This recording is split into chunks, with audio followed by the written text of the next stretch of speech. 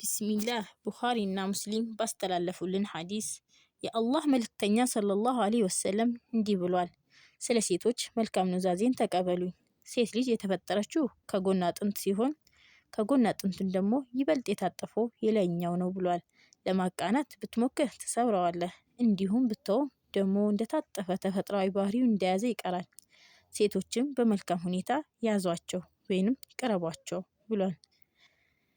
ከሐዲሱ የምንማራቸው ቁም ነገሮች ሴት ልጅ ሰብአዊ ማንነቷ በተዘናጋበትና እንደ መገልገያ ቁስ በምትታይበት ከነ ህይወቷ በምትቀበርበት የጽልመት ዘመን የተከሰተው ኢስላም ለሴት ልጅ ከፍተኛ ክብርን አጎናጽፏል።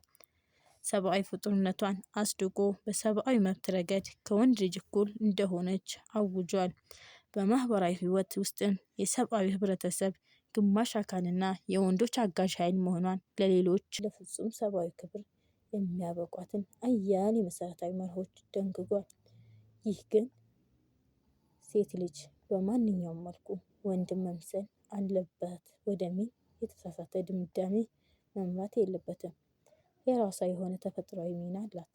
የሚያስችላት ተፈጥሯዊ ባህሪያትም ተሰጥቷታል። ፕሮግራሙን ከወደዳችሁት ላይክ፣ ሼር፣ ሰብስክራይብ አድርጉት።